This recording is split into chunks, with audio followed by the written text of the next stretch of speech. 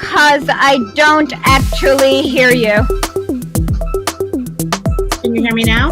No. I don't see us on the stream. Did you? Now I see us on the stream. Yep. Okay. Perfect. Okay. All right. So just let me know when you're ready, and I just have to bring you out into the stream. Okay. Give me 1 minute, Janet. What did I do? Did I mess up something? I probably did. Okay. Okay. We have. I think we're here, but I don't know. Are we? Are we not here? No, not. Maybe we're not. No, we are live on everything. Okay. Perfect. Okay. Let's go. Hi. Okay, I'm ready. There you are. Welcome everyone to Soviet Summers. We are doing chapter 2, section 3, and we have a full house.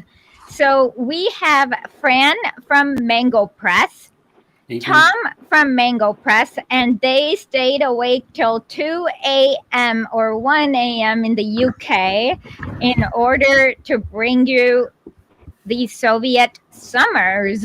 So let's do a quick recap. We spoke about how the Tsar abolished feudalism. Tsar Alexander II, quote unquote, abolished, quote unquote, yes. And then afterwards, what we talked about is the beginnings of the Russian Social Democratic Party. We talked about how Lenin and his wife had a study circle where they taught people how to read in St. Petersburg, and then how Lenin got cracked down upon and was sent to Siberia. And now we also read about the difference between the Narodniks and the Narodniks and the Marxists. And what else? We also know that we also learned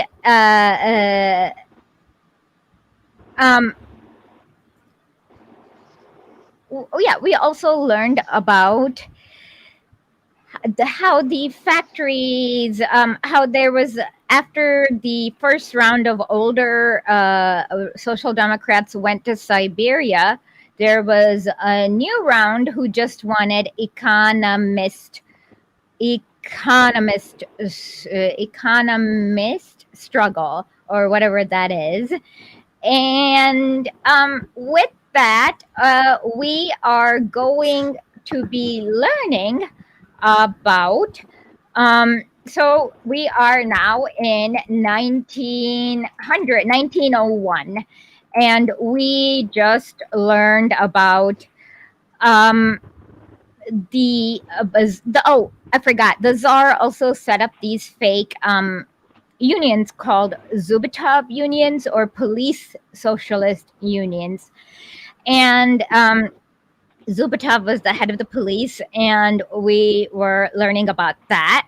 And with that, we are now in chapter 2.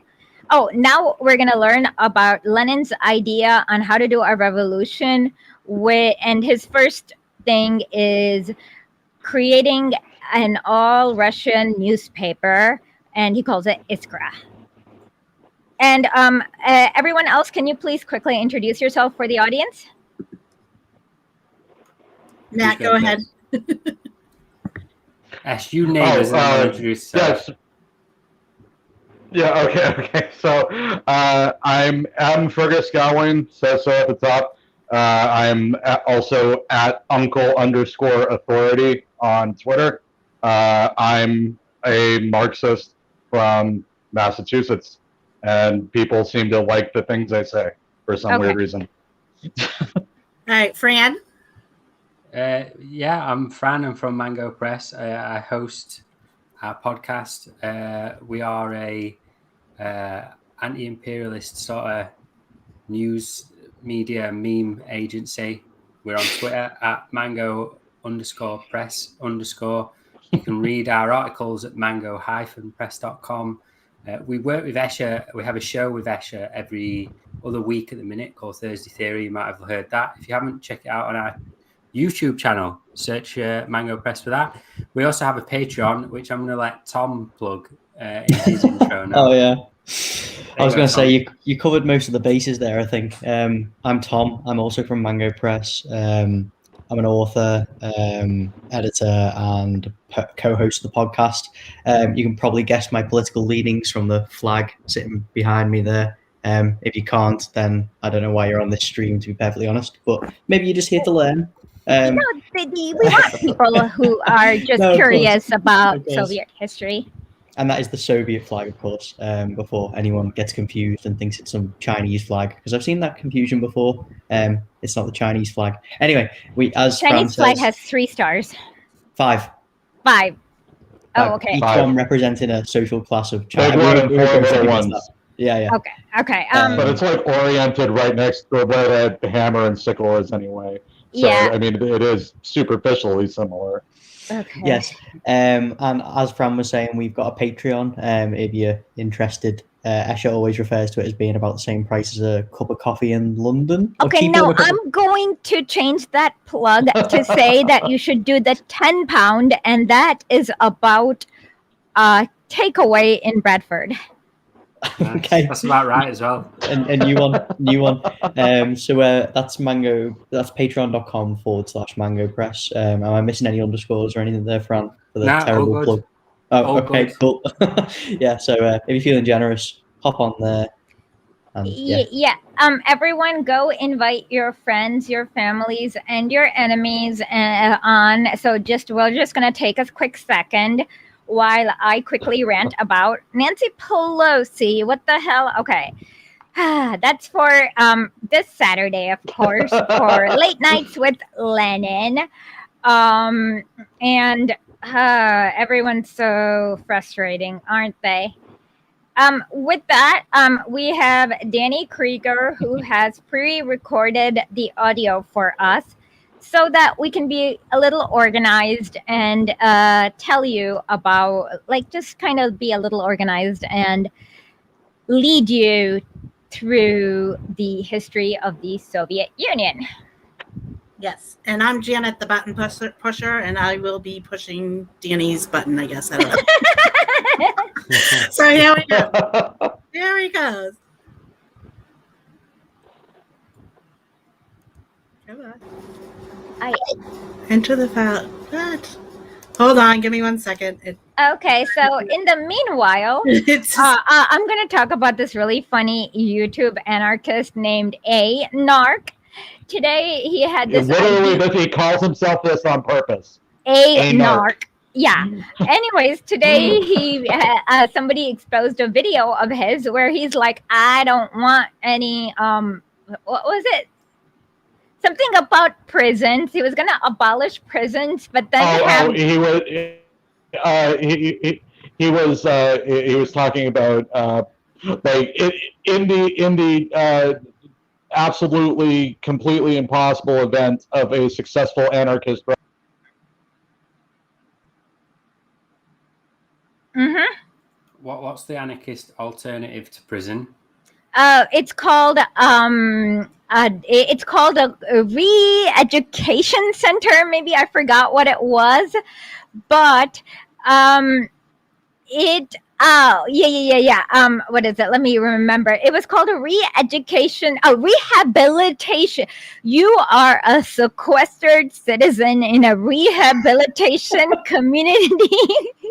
It sounds like how the Is that like the start of The Simpsons where Bart's right? Yeah, but then you were going to democratically vote for your supervisor. And I'm like, that's just like the gulags in the Soviet Union, you bloody moron.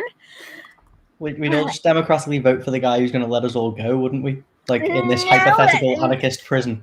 No, but the thing about it is that in the real Soviet prison, you got to it was in the middle of Siberia and there was nowhere to go because it was in the snow, and wherever like the nearest other town was 1,000 miles away. But it was funny how he accident anarchist.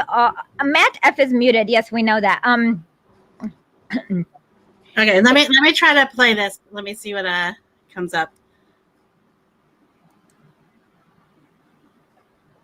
Okay. Why is this? I don't know why I can't. Oh, this is gonna drive me crazy. What's it saying? If this fails, I'm just gonna admit to being a massive No, nerd, it's just like and I've got the book in front of me. Yeah, no. That's fine. We can read it. You can read it. If this fails, how about this? I can barely hear. Like, I don't know why. Wait. Why don't you send it to here? Let me forward it to Fran, and maybe Fran can play it from his speaker. I don't know if it's because I'm running the app that it's not letting me, because you guys are all on. Fran, can you? It was running fine for me before. I won't be able to hit. You won't be able to hear my speakers. Matt's muted as well. I think he's okay. Talking. Matt's muted. Okay. Let me see if I can. I think I know what to do, but it's fine. I know what to do, but it's going to take me like 1 minute to do. Okay, in that case, I will continue to talk nonsense. Okay, you talk for. I have a question for you, Ash, because you Go just ahead. mentioned Nancy Pelosi. What's Nancy Pelosi done now? Okay, so somebody asked her about student loan cancellation, and she's like, how would you feel if you had a kid who didn't go to college and you were paying taxes to cancel the loans of students who went to college? And I am like, wait a minute, the US is monetarily sovereign, so that's really stupid. Your taxes don't pay to cancel the loan. And the second thing is that, shut up, you witch. By the way, her brother raped a 12-year-old girl, and they intimidated a witness in 1953, and then he got retried for perjury. So just so you know, they're all skeezy, and her family in Baltimore, her maiden name is Di Alessandro. And Baltimore had some weird things going on with Mussolini, but whatever. I don't know why. I know why I'm bringing it up. I just kind of want to show you how these people are all scum. Why is the argument always, why is my taxpayer money going to pay for people's college, rather than like, why is my taxpayer money going to spend like 750 billion on fighter jets? Like, that should be a more pressing concern, shouldn't it? Really? Yeah, and your taxpayer money is also just for. I mean, obviously, you pay taxes. Otherwise, your money would not be worth anything. And so, let's assume it's about their U.S. is under some crazy IMF scheme that it puts other countries. Oh, by the way, Pedro Castillo is going to be inaugurated tonight as the president of Peru. Now, I saw that argument. That argument that Pelosi said is the argument before was we can't cancel student debt because what about the people who've already paid it off? It won't be fair on the people who've already paid it off, right? We can't cure cancer because it won't be fair for all the people who died of cancer. Exactly, right. And then now it's the excuse has changed to think about people who taxes get paid on something else. Like every time, it's like they just change the goalposts. Exactly. One reason gets debunked, so another one comes up. Oh no, it's think of the poor taxpayers. Like Tom says, how much does one? It cost them what, $600,000 per bomb dropped on Syria, right? Exactly, and it's a stupid argument. One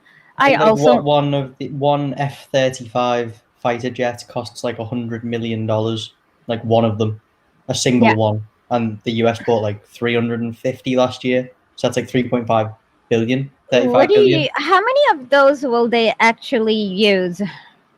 Depends how many countries they need to bomb, I suppose. Okay, right. How many did they use of the ones they bought last year?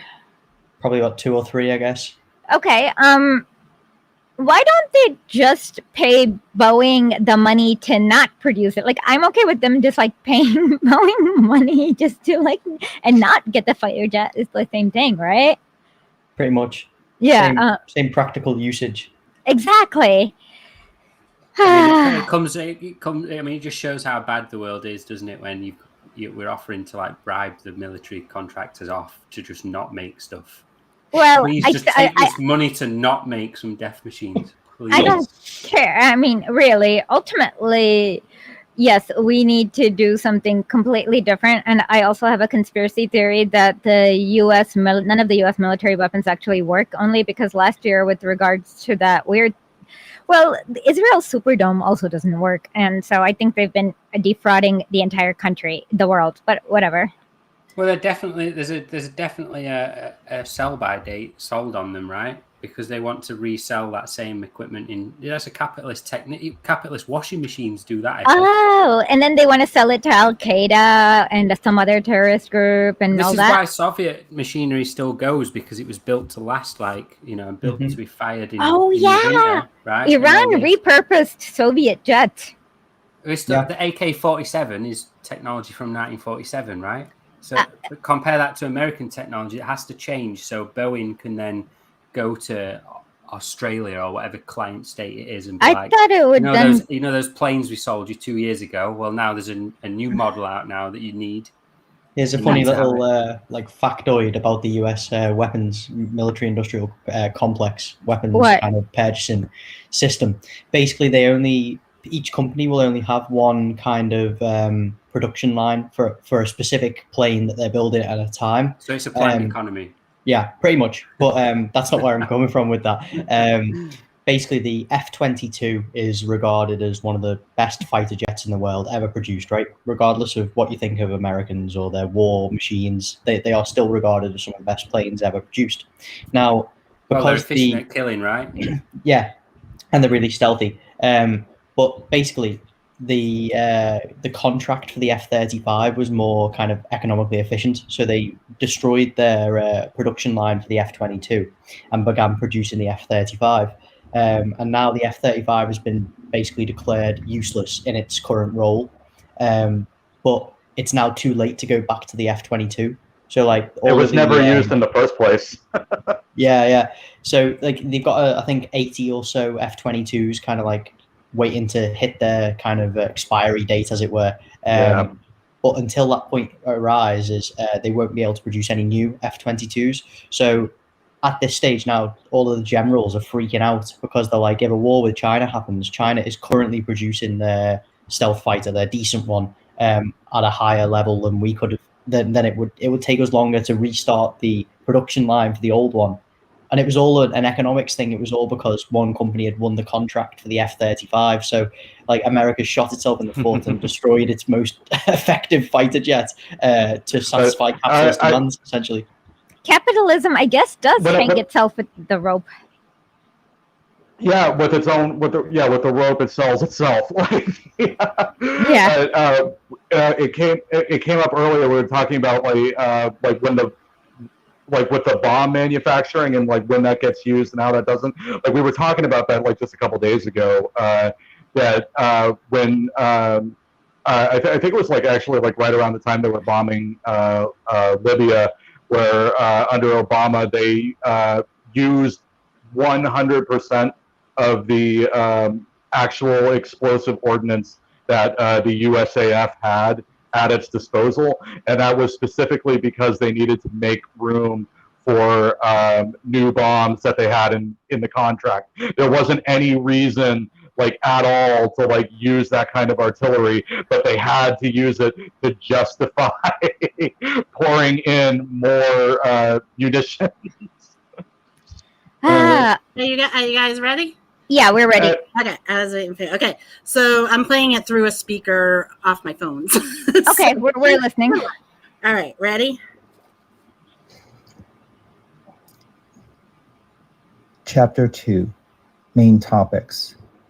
Lenin's plan for the building of a Marxist party. Opportunism of the economists. Iskra's fight for Lenin's plan. Lenin's book, What is to be Done. Ideological foundations of the Marxist Party. Notwithstanding the fact that the first Congress of the Russian Social Democratic Party had been held in 1898 and that it had announced the formation of the party, no real party was yet created. There was no party program or party rules. The Central Committee of the party elected at the first Congress was arrested and never replaced, for there was nobody to replace it.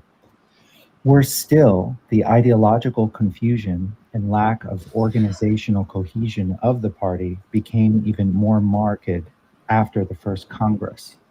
While the years 1884 to 1894 were a period of victory over narratism and of ideological preparation for the formation of a social democratic party, and the years 1894 to 98, a period in which an attempt, although unsuccessful, was made to weld the separate Marxist organizations into a social democratic party, the period immediately following 1898 was one of increased ideological and organizational confusion within the party.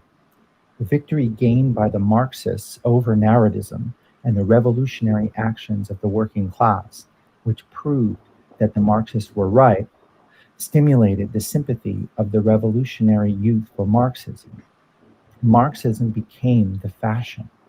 This resulted in an influx into the Marxist organizations of throngs of young revolutionary intellectuals who were weak in theory and inexperienced in political organization, and who had only a vague and for the most part incorrect idea of Marxism, derived from the opportunist writings of the legal Marxists with which the press was filled. This resulted in the lowering of the theoretical and political standard of the Marxist organization. Can we stop there? Yeah, hold on. Yes, legal Marxist is a really good one because the Tsar censored everything. And so the legal press was the press that was not really a threat to the Tsar. Tom? Yeah, I just wanted to point out as well, it sounds like a kind of mirror image of what we're seeing today, where you've got opportunists kind of taking the mantle of Marxism and distorting it for their own ends. So the Bolsheviks were dealing with the same shit that we deal with on Twitter today, basically, is what I just heard from that. And Congress, of course. All the socialists in Congress. It's a recurring theme because embarrassingly, like our economic and property relations haven't really changed that much. So you encounter like the same rhetoric, the same line, the same material interest. It just repeats itself.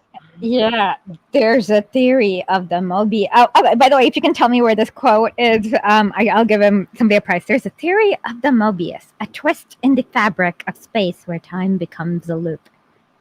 I know where it is from, but Star Trek. The Next Generation. Yeah, where else could it be? Worf. Are we going to talk about that for 20 minutes now? so No. can you just try talking for a second? I just want to make sure that you're There is who should talk? Fran. Fran. Okay, as long as I can hear you, because we had an issue with M. Fergus, and I'm not going to say his last name because I'm going to butcher it, even though I'm from Godwin. Godwin. Godwin. Godwin. Wait, is that Fran? Smith. Okay. No, Fran. I can hear Fran. That's fine. We just couldn't. That's why he had to go out and come back in. So Okay.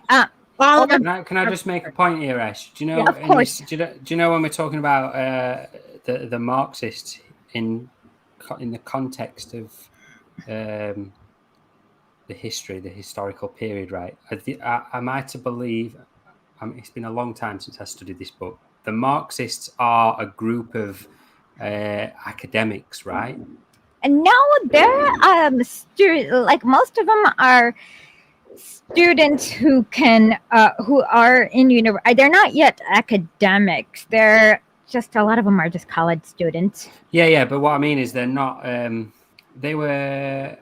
I'm pretty sure they were like an academic group that were more into theory, like a leftcom almost of the time. Yes. Rather than Well, I mean, it started to actually as do something, right? Hold on.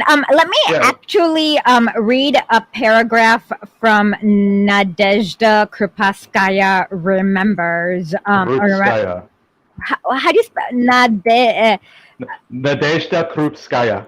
No, let me figure this out. Actually, it is Nadezhda Konstantinova Krupskaya. You're right. Yes. Okay. Sorry. She was a Russian communist librarian that looked exactly like Scarlett Johansson. I paid Yeah, she attention to does. this Yeah.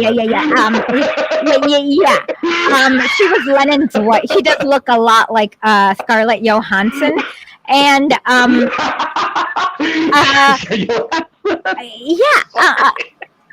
I don't know why that cracked me up. Why are you laughing? She does. It's true. We just don't have you a. said Johansson. Johansson. What's wrong? I'm sorry, that hit my Well, how was I supposed to pronounce her name? It's Johansson. She's not from fucking Denmark.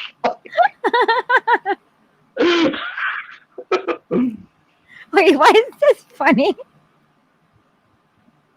I don't know. It just really cracks me up. It's like hyper foreignized Scarlett Johansson. Okay, I don't know.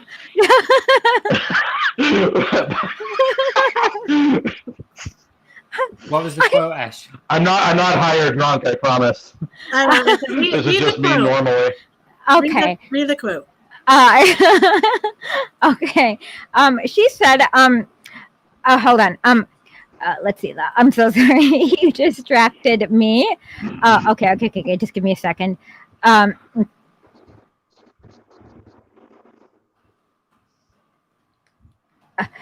Hold on. Okay. Vladimir Ilyich devoted the second half of. Oh no, Vladimir Ilyich read Marx's Capital to the workers, but Vladimir. Okay, everyone knows. Okay, and explained it to them. He devoted the second half of the lesson to questioning the workers about their work and the condition of labor, showing them the bearing which their life had on the whole structure of society, and telling them in what way the existing order could be changed. This linkage of theory with practice was a feature of Vladimir Ilyich's work in the study circles. Mm-hmm. Whereas the Marxists were more sat about musing I'm sorry, about what? theory, right? Whereas Yeah, the Marxists we're talking about here, did they? I mean, I'm skipping ahead a bit. They become the economists, right? Yeah, they're not here yet. Because they're still like 15 years old. Yeah. So it's probably also worth mentioning that the Social Democratic Party that they talk about creating is nothing like a kind of social democratic party that we'd see today, kind of in any. This is kind of before they even really existed, wasn't it? Because they were all kind of influenced by the success of the Bolsheviks, and then they tried to do it in a capitalist-y liberal way. No, this is well before though. That we're talking about 1898 now. No, I know, that's what I'm saying. But it's not the term social democratic in this context is not the social democratic that we know today from like a modern context. Yeah, it's not Sweden Bernie or Bros. Norway. Exactly. Yeah. It's not imperialism with some social means of distribution. By the way, Bernie Bros wish they were social democrats. They're Eisenhower liberals, but like Yeah. one step to the right. Actually, Eisenhower. Like, take a harder line. I bet Bernie Bros. I bet Bernie Bros. On the whole take a harder line towards the DPRK than Eisenhower. Like bet. Eisenhower, wasn't he part of the Korean, or was that Truman, or does it even matter? Oh yeah, it was mostly Truman. Was the Korean War. No, it was Truman. Because Eisenhower did the armistice. But you did have those liberals around at the time, right? Because you've got the Menshevik faction and you've got Trotskyists that come in later on. Trotsky's a Menshevik. Trotsky's a Menshevik. Yeah, but you've got these liberals which could be compared to. I mean, it's always bad. I've always found it's a bad thing to try and compare this to today. But, Tom's right, but I do think those they were constant. This whole book is the struggle between Lenin and the Bolsheviks and the people who today would be what Norway, Sweden, AOC, Bernie Bros. Yeah. That is the battle against them. Basically. Yes, I agree with you. And also, They were different, but they existed. a thing to note about why this book was published in the first place actually is it's basically a manual on how to not get purged. Because part of the the original purges under Lenin, that was just basically party inactivity, inactive voter rolls essentially. Then later in the 20s, another purge happens, and it's actually because following the Civil War, there was there were people in the party with no intellectual reason to be in the party, didn't have the slightest grip Clue. on Marxism, nothing, and then fast forward 5 more years, you go through the Yezoshina, and in 1939 this book gets published basically as an antidote for having to purge anyone, just to get everybody in the party on the same ideological page. Oh yeah. So By the way, there's also this whole thing of World War II and the country being infiltrated by millions and millions of fifth column Nazis, but that's another story. Okay, but let's hold on. Let's stay on topic. Let's stay on topic. Okay. So let's continue. With the legal Marxist opportunist tendencies, and in the aggravation of ideological confusion, political vacillation, and organizational chaos. The rising tide of the working class movement and the obvious proximity of revolution demanded a united and centralized party of the working class, which would be capable of leading the revolutionary movement. But the local party organizations, the local committees, groups, and circles were in such a deplorable state, and their organizational disunity and ideological discord so profound, that the task of creating such a party was one of immense difficulty. The difficulty lay not only in the fact that the party had to be built under the fire of savage persecution by the Tsarist government, Hold on. every now and then robbed. Okay. Savage persecution. I think I found some good. Speaking of savage persecution, I think I found some nice mugshots to show you. When I read this as a study group, once. Thank you so much, Arlene. The person conducting the study groups was talking about some of the stuff the Tsarists used to do to indigenous groups, and that's why the Bolsheviks were able to unite all these groups. The Tsarists would cut your ear off, or hold on. So can we show Janet? Can you please show the mugshot? Yeah. Give me one second. Let me get it. Okay, because we're talking about Tsarist persecution, and I think somebody's mugshot would be a fun thing to show. Okay. It may do that weird thing, but no, it won't. Just you have to stop share and then change screens. Stop share and then change screens. When you start share, and you'll see. I'll show you. Just don't worry about it. Share. You have to show on screen. All right, I got it. Then you hide on screen, and then you see. Yeah, you'll see. So it's right there. Okay, let me quickly read, because I'm the only one who knows how to read this. Is this after the first Congress got smashed up? No. This is 1895. So it says Volosi. Hold on. So it's his mugshot.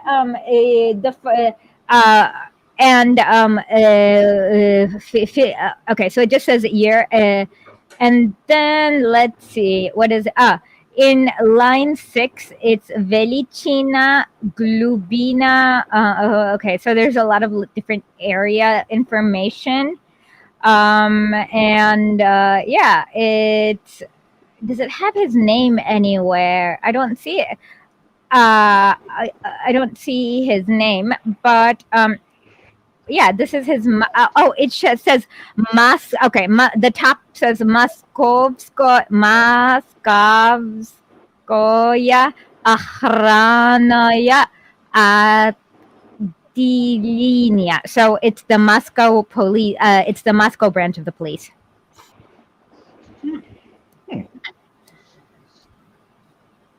As I was saying, I've seen pictures of or illustrations of what the Tsarist government would do to not only workers but just indigenous. Because there were lots of uprisings, weren't there, across? There was. You made a good point. Was it before we went on? No, it was just at the start. You talked about gulags, and you talked about like how it was just remote.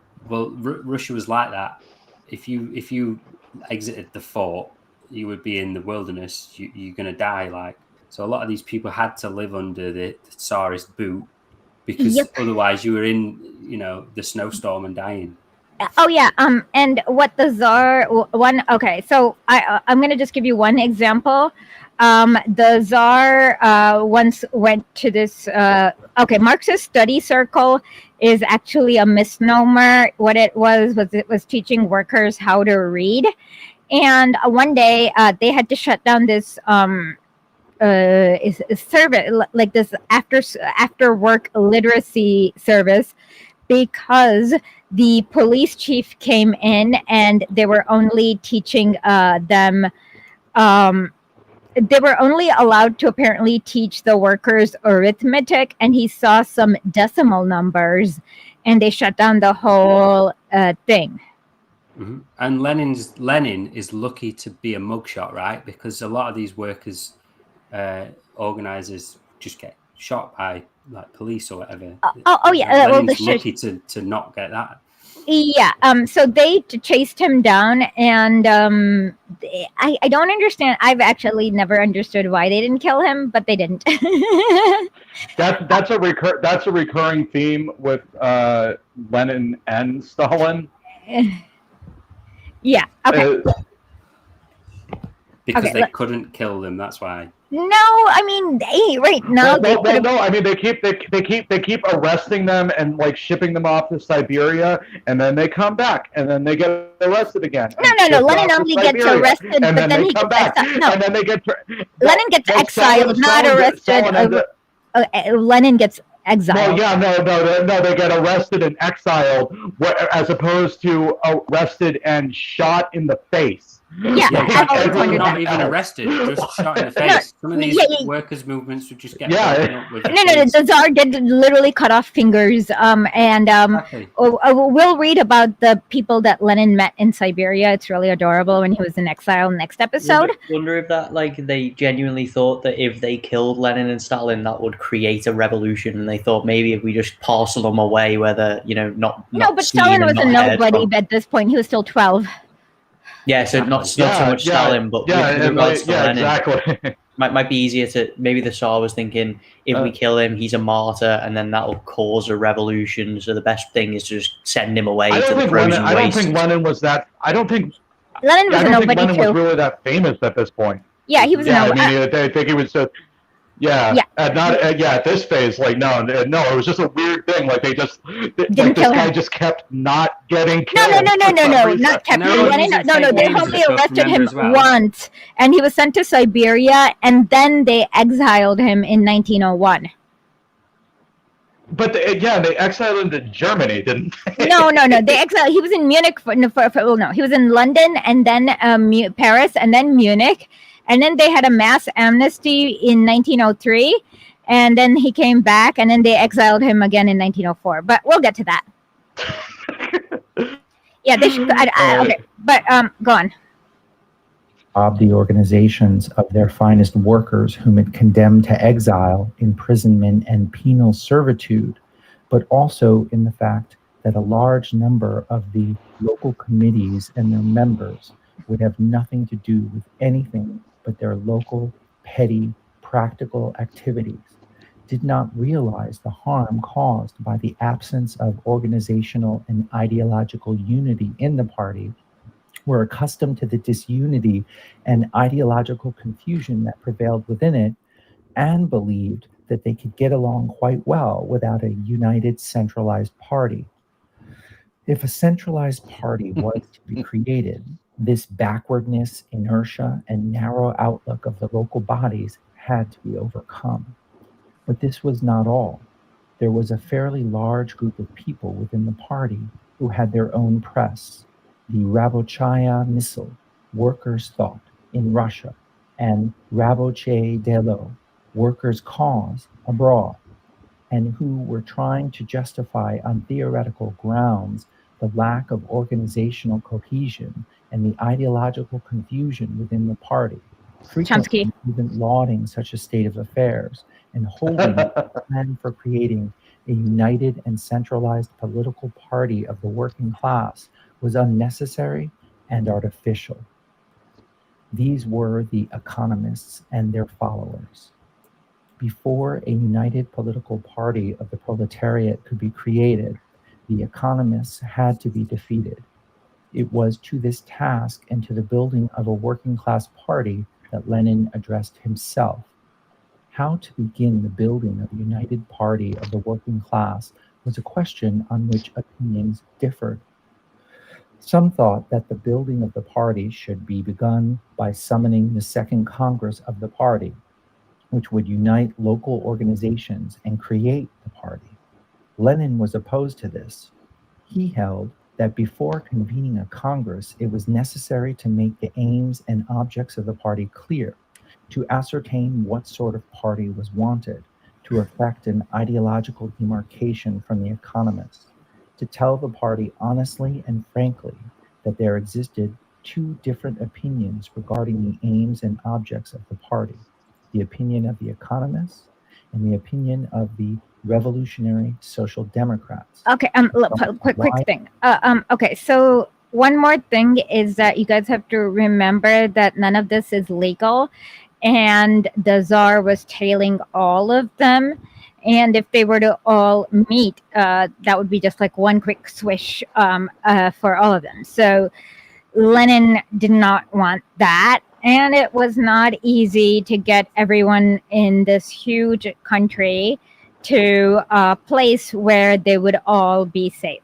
So Lenin wanted to kind of make sure that it was, I guess, that they all, like, because it was so hard to meet for everyone, like expense wise, logistically, the fact that there were no trains and they had to do a horse and buggy or whatever, and the fact that the Tsar was tailing all of them and they were all spread out everywhere between Azerbaijan to Finland, he kind of wanted everyone who was going to meet to be on the same page, if that makes sense.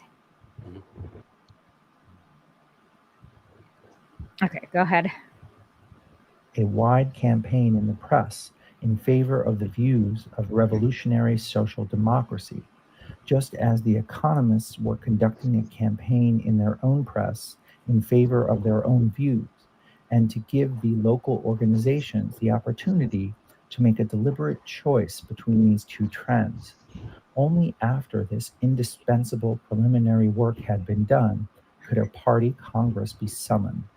Lenin put it plainly: before we can unite, and in order that we may unite, we must first of all draw firm and definite lines of demarcation. Just pause it again. Lenin accordingly held. Okay, Fran, go Hold ahead. on, Ash. Lenin's like, what, 20 years old at this point? No, he's closer to 30 at this point. He was born in 1870. Right, okay. Still very young. I'd just Yeah. like to highlight that point.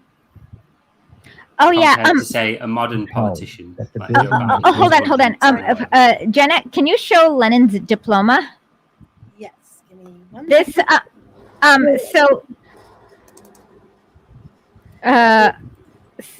so, Lenin was actually kicked out of university when he was arrested for starting a Marxist study circle.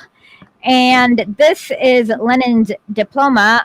What it says is that we will give. It's kind of funny because his middle name is scratched out, and he's put Ilyich Ulyanov. It's this is really funny. But the thing is that he finished number one in his class. He was kicked out of university, and his mother pulled some strings, and then they're like, okay, we'll let him take the exam.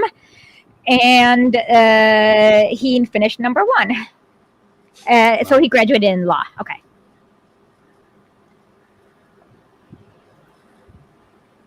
Political party of the working class should be begun by the founding of a militant political newspaper on an all-Russian scale, which would carry on propaganda and agitation in favor of the views of a revolutionary social democracy. That the establishment of such a newspaper should be the first step in the building of the party. Sounds like a trot. In an article, Where to Begin, Lenin outlined a concrete plan for the building of the party, a plan which was later expanded in his famous work, What is to be Done. In our opinion, wrote Lenin in this article, the starting point of our activities, the first practical step toward creating the organization desired, finally, the main thread following which we would be able to develop, deepen, and expand that organization unswervingly, should be the establishment of a political newspaper on an all-Russian scale.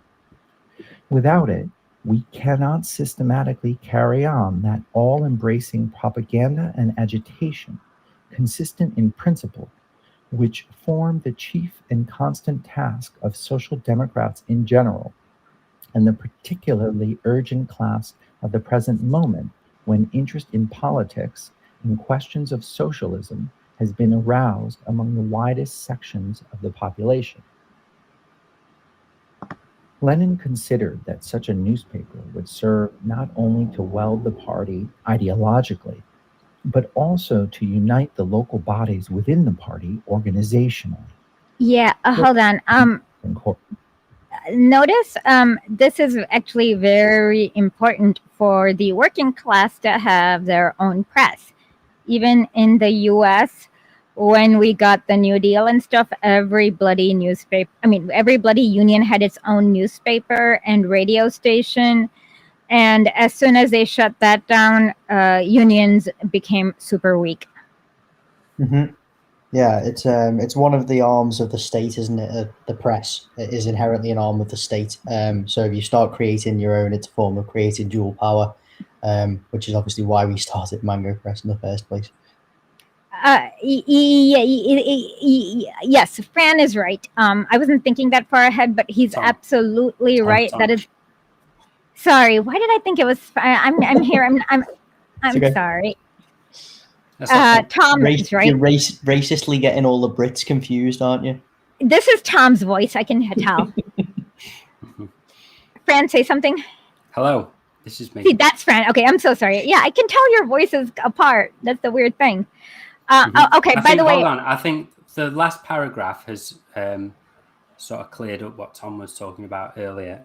When Lenin talks about the task of the Social Democrats, right, and the revolutionary Social Democrats, what he's talking about is he's the revolutionary Social Democrats, aka the Bolsheviks, aka Marxist-Leninists, and that term's used because this is before MLism has been synthesized into a single, ideological term. Because this book is Lenin working out what Marxist-Leninism is, what Bolshevism is, and how to apply it, right? So that term here is used in that way. But at the same time, the Russian Social Democratic Labour Party is a broad church, left in inverted commas, party for all socialists. So there still are those people, those types of people that we see today around the revolutionary Social Democrats too. That's why that language is used. When you see Lenin or this book talk about revolutionary Social Democrats, you can swap that for Bolsheviks or Marxist-Leninists, right? Absolutely, because it was at this point Lenin was not even Lenin. He was still Vladimir Ulyanov. because Lenin was a name he picked up because he was banned in Russia.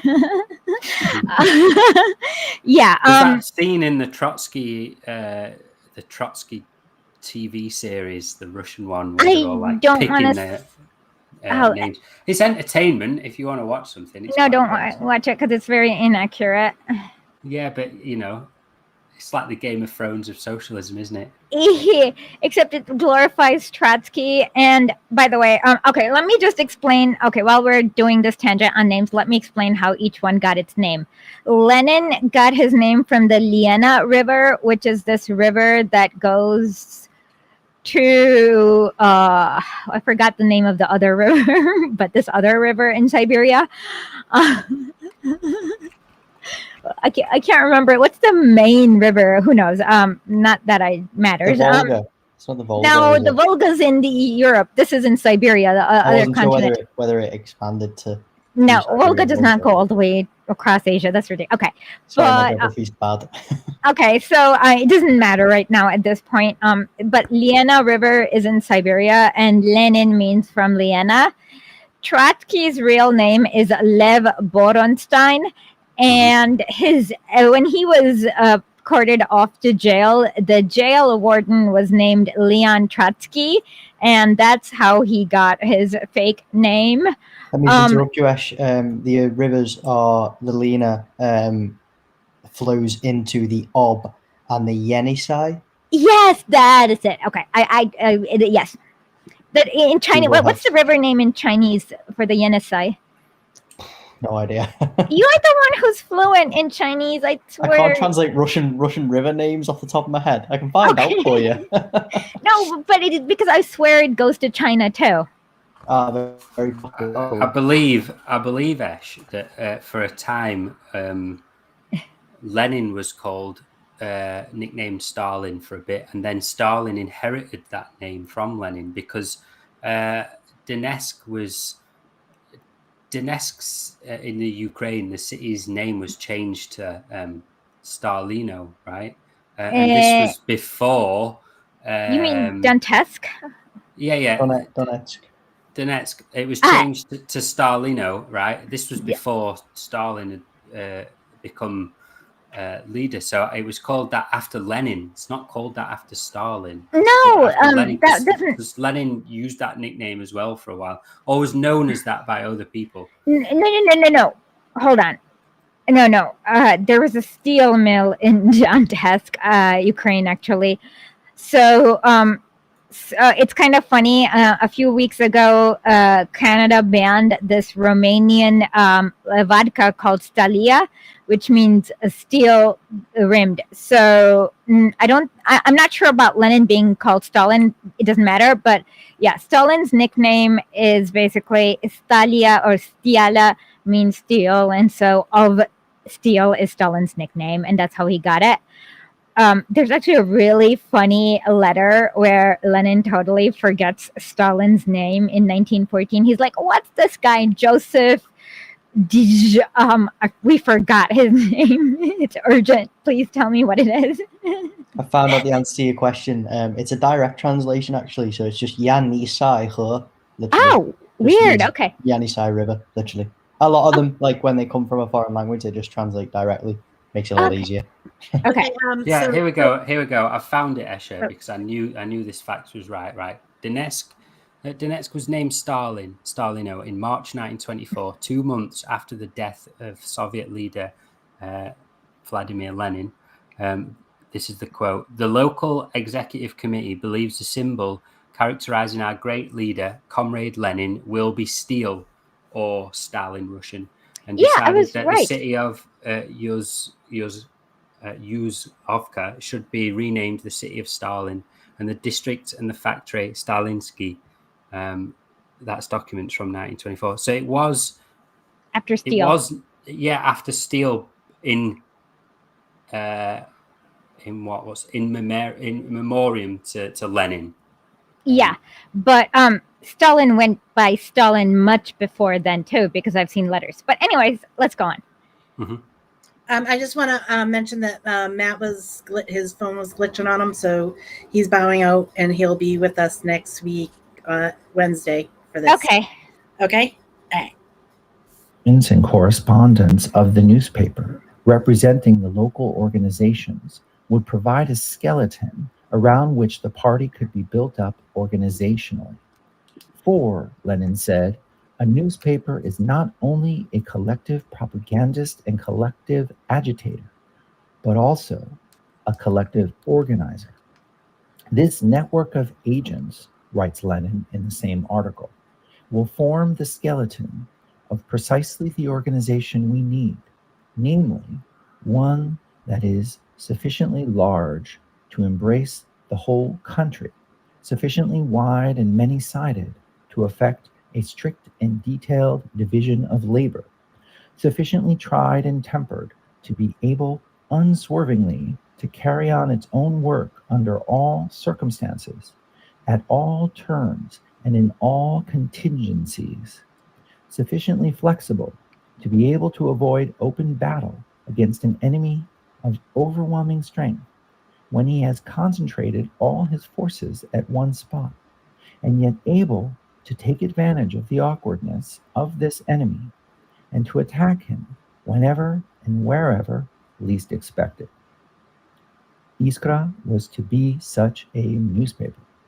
And Iskra did not indeed become such a political newspaper on an all-Russian scale, which prepared the way for the ideological and organizational consolidation of the party.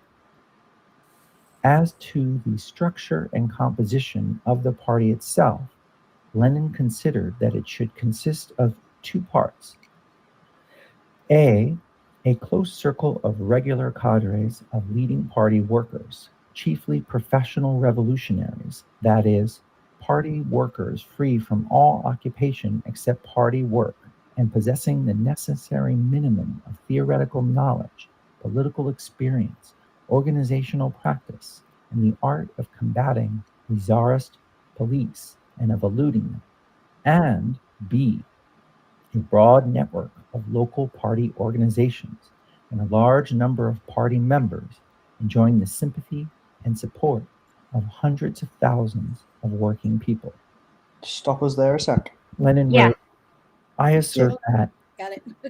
No worries, no worries. I think he's touched on a lot of things there. Going back to the previous paragraph above, sorry, I'm reading it at the same time, I'm just going through, where he's talking about how Iskra needs to organize itself. That's almost a direct quote from The Art of War. The idea of consolidating your strength and being able to kind of avoid a much larger enemy when the battle is not in your favor, attacking the weak points, things like this. These are all kind of ancient war tactics from way back in the day. The kind of leaders from Alexander the Great all the way up to Napoleon used to use in actual battle, and he's kind of placing this in a political arena as well, which is really interesting there. Something I just noticed. And the second bit, the kind of how the party and the newspaper needs to be able to, where was it exactly?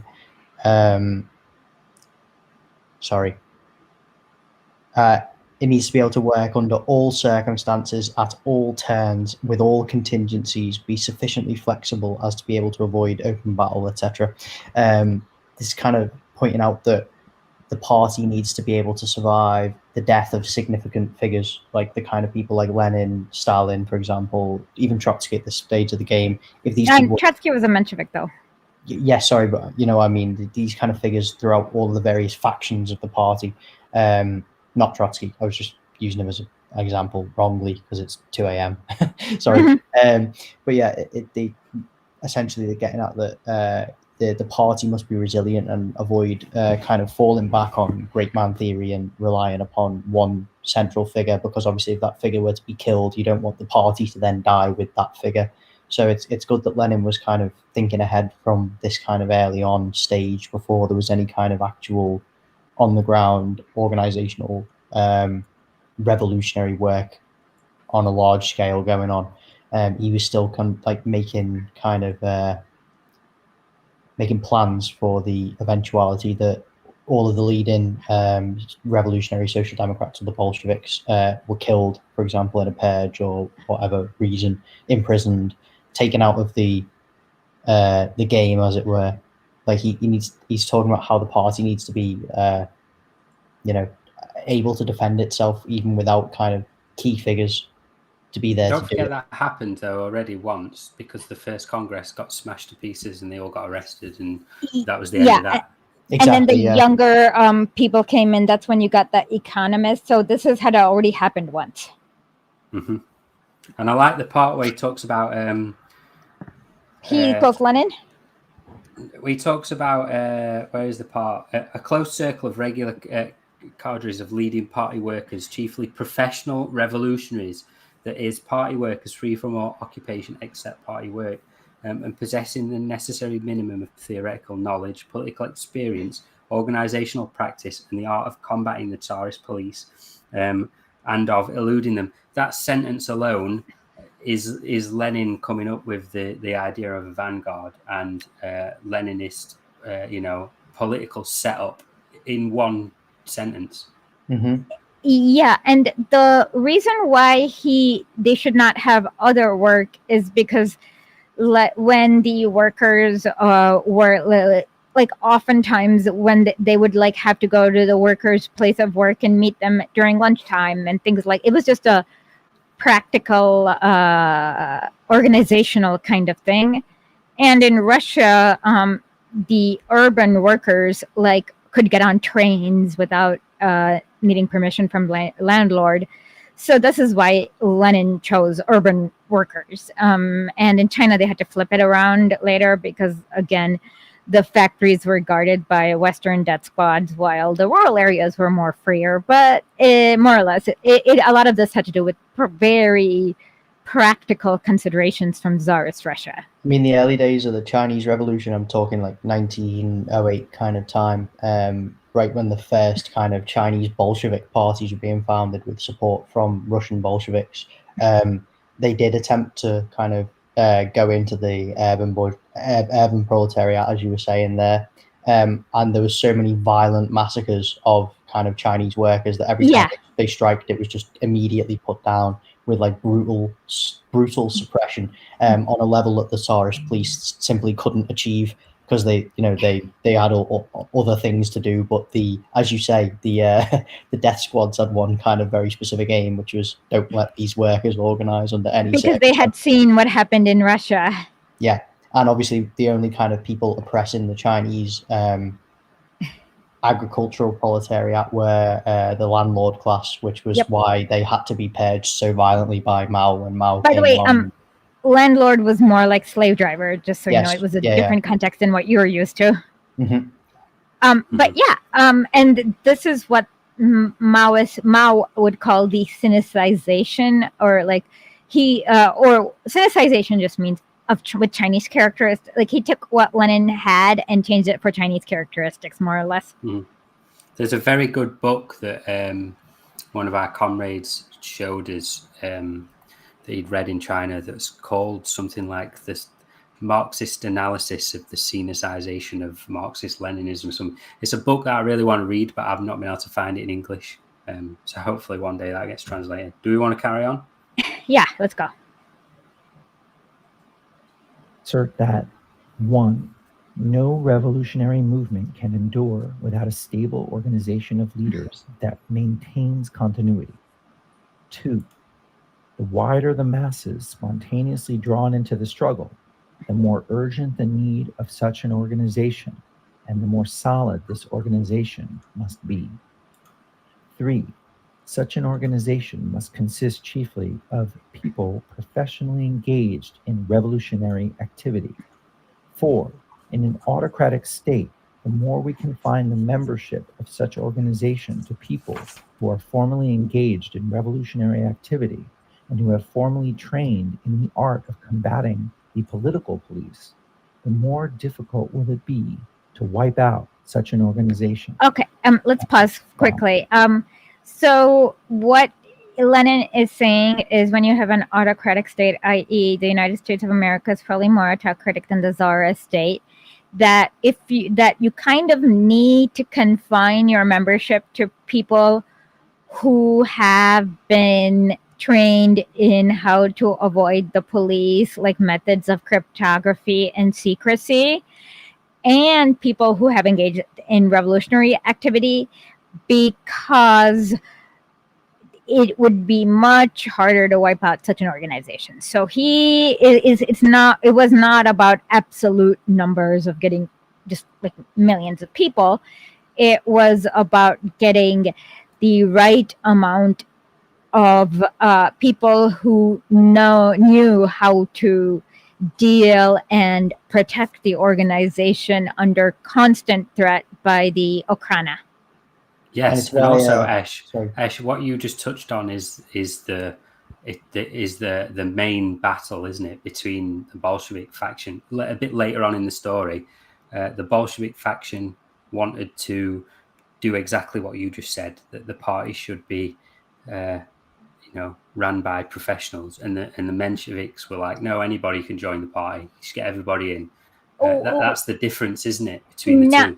Almost. That is the one. That is the difference in the structure, but in the difference in strategy was that Lenin wanted to have we can't wait. So Marx and Engels theorized that if you let capitalism go for whatever the number, left-arm idea. Whatever number of years, you will. People here are Americans, so they probably wouldn't know. Okay, that's why you have to be very basic. No offense, Americans, but you know what I think of you. Okay. Actually, full offense. I'm sorry. I think I do mean full offense. Okay. I'm sorry. Whatever. So if you let capitalism go, what'll happen is that it'll empty out the cities and rural area, and everyone will be smudged together in an urban area. And at that point, the workers can get together and overthrow the bourgeoisie. So Russia had only 2 million urban workers, well, about 100 million peasants. So the Mensheviks wanted to wait until Russia built up capitalism to the point of having all 100 million people empty out from the countryside to the city. So it was like, wait forever. Lenin was like, that's really stupid. We can't do that. Look at how much the peasants are suffering. We have to do it now. Which is also why this is why so this was the thing, is that because of that strategy, the Mensheviks one was like, hey, let's just let everyone in, and Lenin was like, no, we actually have to get serious, and we can't wait till there's like another 100 years. So that was the main. Go ahead. Yes, which is similar to what the economist faction wants as well, that are just bogged down by Marxist theory, right? What you're talking about are people who think that Capital is like a guidebook. You've just got to let that happen, which is the opposite of Lenin, isn't it? And Marxist Leninism, which is a vanguard party, can steer the course of history. Marxism was more what? There's the German Revolution route, isn't there? And then there's the quote unquote forced revolution route that Lenin took. Bernsteinism is what you're talking about, that Lenin really criticized because it's a stupid idea. But there was the slow entryism, where you're just going to get a social democracy, and then you'll elect 1 million AOCs, and then you'll get communism. And then everybody moves to the city, and it just happens because that's how it's written in the sacred capital text. Exactly. Lenin was like, no, we can't do that.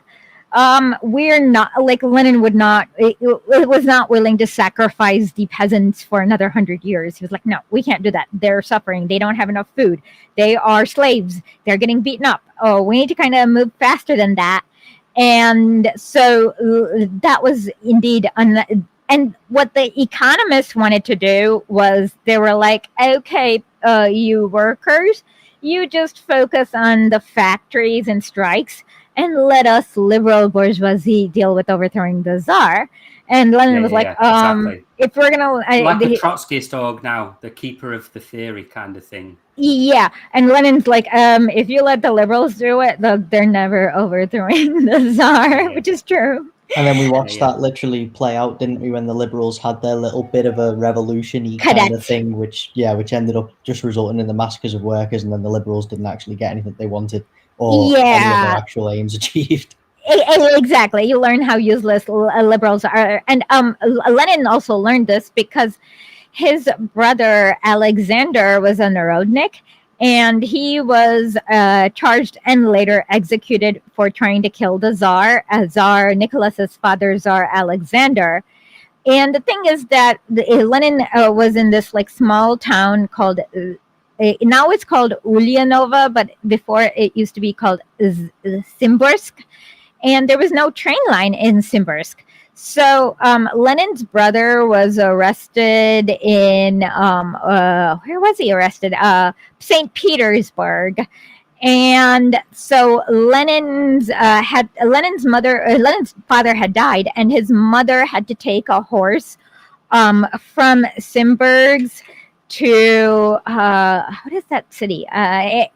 It's in Kazan. It's near it's in near Tatarstan.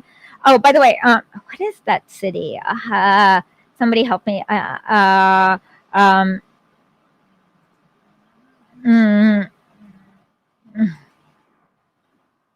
from Simbursk to Surzan in a horse-drawn carriage, and then from there she had to take this really slow train to St. Petersburg. So this is Lenin's town is way south near maybe Kyrgyzstan, that area, and St. Petersburg is all the way up there near Estonia and Finland. So and so Lenin was still like 15 or 16, and he was trying to find somebody to accompany his mother because it was not very safe back then and no one would do it because no one wanted to be seen with her. So he like kind of knew that when the shit hits the ceiling, liberals are utterly useless. You want me to go on? Yeah. The greater will be the number of people of working class and of the other classes of society who will be able to join the movement and perform active work in it. As to the character of the party that was being built up and its role in relation to the working class, as well as its aims and objects, Lenin held that the party should form the vanguard of the working class, that it should be the guiding force of the working class movement, coordinating and directing the class struggle of the proletariat. The ultimate goal of the party was the overthrow of capitalism and the establishment of socialism.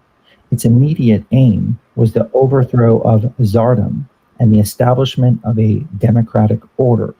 And inasmuch as the overthrow of capitalism was impossible without the preliminary overthrow of Tsardom, the principal task of the party at the given moment was to rouse the working class and the whole people for a struggle against Tsardom, to develop a revolutionary movement of the people against it, and to overthrow it as the first and serious obstacle in the path of socialism. History, Lenin wrote, has now confronted us with an immediate task which is the most revolutionary of all the immediate tasks that confront the proletariat of any country.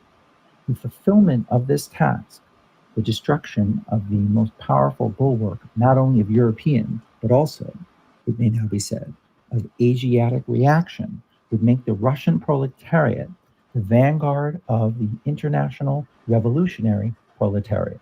Can we stop there? Further. Yeah. Yeah, I think that was again proven correct, wasn't it? Because with Russia being kind of the gate of Europe and Asia, and like a kind of land bridge between the two continents, let's say, even though it's one continent really. It was correct. Once the Russian Tsardom fell, it gave rise to so many subsequent revolutions, both in Asia and in Europe. And it was only the fact that, some of the bourgeoisie was more willing to or not more willing, but more prepared to fight back against it, like in Western Europe, more organized, I suppose, and had already kind of had bourgeois revolutions. So what Lenin's advocating for here is like a kind of a skipping of the bourgeois revolution stage and saying we need to go directly into people's democracy, because what he's saying obviously is he's not talking about, when he says the Tsardom must be overthrown and replaced with democracy, he's not talking about some kind of sock dem revolution that the Twitter liberals would love. He's talking about active, real, genuine working class democracy, and that can only be guided by obviously the entire working class, which is organized under the Vanguard Party, which is he says it twice in that paragraph. Lenin held And that the also, party Tom, should, tap what you just said then onto what we were talking about before when you do it. So the point that you've just made, when you add that onto what Marx talks about in Capital, that's Marxist Leninism, right? 100% nailed on the head, right? You have the idea that socialism is inevitable, right? And then you have Lenin going, yeah, but it's more inevitable if we just give it a little push, right? Yeah, that's a good one. I mean, Marx doesn't say that it's inevitable, as in it's not like photosynthesis. As Marx's idea of it being inevitable is that there will come a point where the workers will decide, screw you, bosses, and take over. Yeah. And I think obviously the liberals and the more kind of ultra leftist kind of factions of the time, who were hardcore Marxists, were following the kind of line that this inevitability means that eventually the bourgeoisie would just give up their power willingly, which is obviously what Lenin is vehemently arguing against. He's saying that they're never going to give it up willingly, so we need to force their hand by revolutionary action. And that was, I suppose, why so many within the party opposed him directly as well, because he was pushing for a more violent and authoritarian kind of path than many of these kind of like coddled liberals would have wanted to have taken at the time. As you were saying before, Fran, they were willing to kind of sacrifice the peasantry for as many years as it took, so long as they got their kind of utopian socialism at the end. Which but you still see it with quote unquote leftists today, don't you? Because they will lay criticism on a place and its socialist direction. Like last week we had Luna Oy on our show, and she's constantly arguing with Westerners on how socialist or how not socialist Vietnam is, right? When none of that matters, does it? Right? Yeah. You'll see so much Westerners. What they do is they take their imagination and they don't understand lots of practical things. Like, exactly. How do you build? Today even I was arguing. Somebody was like, okay, so the what do you call it? The Black Socialists of America, who may or may not be feds, who may or may not be feds, of course, were arguing about how Evo Morales, like they said that they said something stupid about Evo Morales. You'll figure out on Twitter. Evo put up a tweet. Well, not him. He didn't put up a tweet. They had a video. Ali Vargas, who we had, he put up the tweet on his website. Yeah. So Evo was talking about how China and Russia were not empires, but America is, and he was explaining why the difference between the three countries. Yeah, only one of the three countries privatized the water and the rain in Bolivia. But anyways, that was a really good kind of starting point. I think that one, that Black Socialist in America thing, because when you try and kind of defend the US by conflating it with like actual socialist powers. It does nothing but set your own proletariat back because they think, oh well, we're not as bad as China and Russia, for example. But then it also kind of tries to foment, ultra left or even right wing reaction in those two countries within China and Russia. Now, obviously, we prefer a more left wing government in Russia, but that's not the most pressing issue at the moment. I saw one of the replies to that tweet by Ari Vargas, which was saying, the primary contradiction of our age today is no longer just imperialism, but it is American imperialism. That is specifically the primary contradiction that we all need to fight against today. So no matter what you perceive other countries are doing, literally none of them are as bad as America. And that's the point we all need to take as principled anti-imperialists away from that one. And also, Luna, except England. England's as bad as America. I'm sorry. England's just a 51st state, essentially. Britain, not England, Britain. There's a difference. Okay, fine. Luna and Hakeem also made a great point on one of their streams they did together when they were like we've overthrown our imperialist / capitalist government already. If you want Vietnam to be a perfect socialist paradise, then overthrow capitalism in your own country, and then the world can concentrate on, like what Lenin mentioned here, international. What was the term he used? I have to find it in the text. The international working class movement. If you want that to unite again, we have to build these bridges in our own countries and not just lay criticism on countries that are not quite perfect yet, right? Yeah, hold on one second, though. I want to get back to the thing I was getting to with regards to Bolivia. So what Americans don't realize is that the way the system is set up is that because you are extracting raw lithium from Bolivia, and then Bolivia is importing iPhones, the labor it takes to mine lithium is much more than the labor it takes to take lithium ore and convert it into iPhones. But iPhones are priced more. And that's so Bolivian can work in order to get enough lithium for enough to trade it for an iPhone. Bolivian is going to have to, let's say, work about 100 hours, while a Westerner works 0 hours because, well, that's just the way that imperialism works.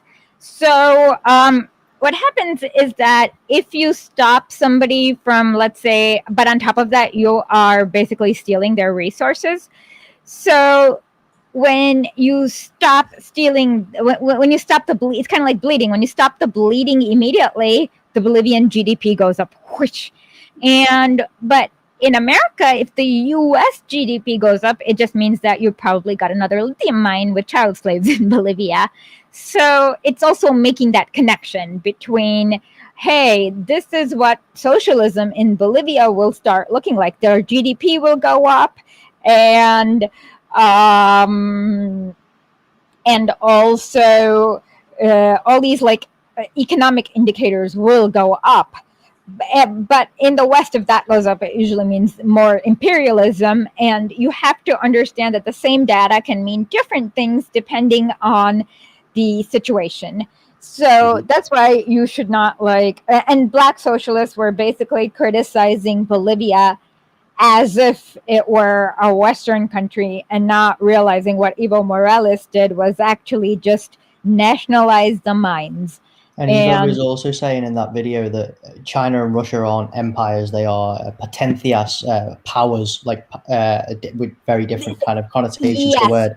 And he was saying that Bolivia itself can become a power in the region when we have the sufficient, kind of resource extraction infrastructure and the ability to kind of convert those raw materials into kind of semi-finished products, because obviously right now they just export the pure raw lithium from mines. Which sorry, go on.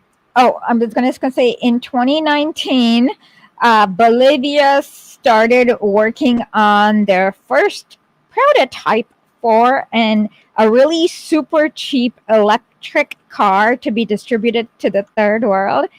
And somehow, I'm not saying it's related, but the coup happened right after that.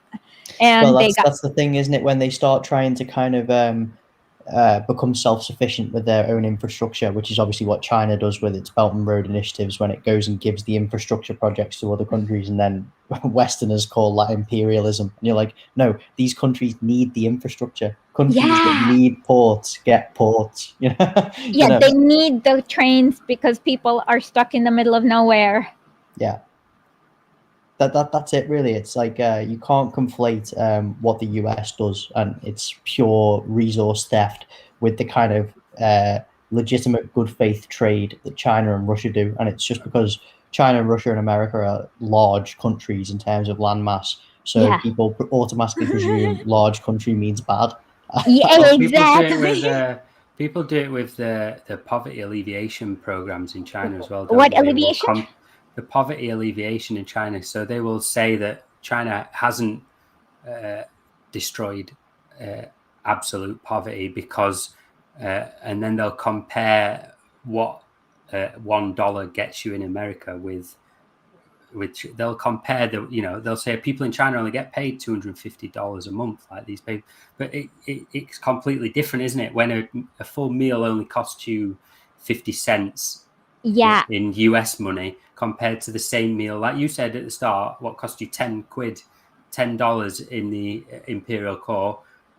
There's no comparison, right? Your money goes further in China than it does in the US. On top of that, China has a lot of subsidies and just different, everything works a little differently in 1,000 different ways. But yeah, the most important way where you have poverty alleviation is for example, if you look at the average height of the Chinese, if you look at the average height, like Chinese people have been growing much taller. And the reason why is because, like in the 60s and 70s, they did not have enough protein. Mm-hmm. Not everyone was getting enough protein, and now everyone's getting more than enough protein. They definitely can't do the old communists have no food trope with China, because Chinese food, if you know anything about Chinese food, there are millions of dishes. Chinese people sit at a table, they've had to bring in a rule that people are eating too much food, haven't they, in China? The anti-food waste campaign. Exactly. Yeah. So it's become the opposite idea. But I think that this thing that people do where they compare like this idea, this poverty alleviation thing, you should be looking at the fact that a meal in the Imperial Core is costing you $8 compared to China, where it's 8 cents. Like this is the fact you should be looking at, not going poverty hasn't been destroyed in China because this economic fallacy, right? You know what I mean? Exactly. And another thing is that when the World Bank, quote unquote, claims they ended poverty, what they do is they change the definition of poverty. But China actually has had a stronger definition of poverty than the World Bank. So when China, though, Asha, China will change their definition to suit what the current economic landscape is as well. So they do change the definition. No, but it's still stronger. For a different reason. Yeah, but what I'm saying is that the world. China kind of does it the opposite way around. Exactly. In the article that we talked about, what they'll do is they'll abolish poverty per se, and then they'll say, right, well, based on the current material conditions and how much things now cost, the poverty rate has increased. In terms of, they will say it's no longer, the poverty rate is, say, I don't know, 1,500 yuan a month. They'll change that to 2,500 yuan a month. So then it adds a whole 100,000 people onto the poverty list so that they can abolish that poverty then. So what they're actually doing is they're creating more poverty in their country by alternating the line so that they can abolish it. So they're making everybody richer. Whereas the IMF does it the other way around. They'll say, oh, look, we've reduced the poverty line to $1 per day. And that means that nobody's in poverty because of capitalism. Look how great we are. Everyone's hungry. when in reality, all they've done is changed a metric. Exactly, because the IMF is a different institution. So you kind of have to look at each institution on how it's created, why it's created, and all sorts of just thousands of different things. Okay. Hold on. Nadia Chambers said that she's worried about the fears, and I just have to tell her, you ain't seen nothing yet. They're going to do exactly what they tried to do with Evo Morales. The first plan is overthrow. If that does not work, it's going to be balkanization and a race war and genocide and ethnic cleansing and just everything. So brace yourself. Things are going to get much worse in Peru. Okay, let's go on. We must bear in mind that the struggle with the government for partial demands, the winning of partial concessions, are only petty skirmishes with the enemy, petty encounters on the outposts, whereas the decisive engagement is still to come. Before us, in all its strength, stands the enemy's fortress, which is raining shot and shell upon us and mowing down our best fighters. Literally. We must capture this fortress, and we shall capture it if we unite all the forces of the awakening proletariat with all the forces of the Russian revolutionaries into one party, which will attract all that is alive and honest in Russia. And only then will the great prophecy of Fyodor Alexeyev, the Russian worker revolutionary, be fulfilled. The muscular arm of the working millions will be lifted, and the yoke of despotism, guarded by the soldiers' bayonets, will be smashed to atoms. I like this quote. Okay, so hold on. The muscular arm of the working millions will be lifted, and the yoke of despotism, guarded by the soldiers' bayonets, will be smashed to atoms. Of the working class in autocratic Tsarist Russia. The economists showed no delay in launching an attack on Lenin's plan. They asserted that the general political struggle against Tsardom was a matter for all classes, but primarily for the bourgeoisie, and that it was of no serious interest to the working class, for the chief interest of the workers lay in the economic struggle against the employers for higher wages, better working conditions, etc. Okay, hold on. Pause that. So obviously, if you let the bourgeoisie overthrow the czar, it is never, ever, ever going to happen. That sounds like theory dogmatism there as well, whereby they're saying that a bourgeois revolution must precede feudalism, and then thereby you can have your proletarian revolution after the bourgeois revolution. And it just seems like Lenin saying, well, no, we may have to do the NEP, we may have to do war communism, we may have to take, steps outside of the established dogmatic theory that we already have written by Marx, but you economists who are kind of obsessed with theory reading have taken it so literally that you believe that this progression of history, or this natural historical materialism, must follow this same path as it has always followed, and that this is the economists are trying to kind of follow a path of like the same path that was had in Britain, the Netherlands, Germany, these kind of countries, where Lenin's saying, well, we've got a unique, France, we've got a unique revolutionary situation here in Russia, whereby there are so many more proletariat. The industrial bourgeoisie are not even fully established yet as a class because we haven't had full industrialization. Hold on.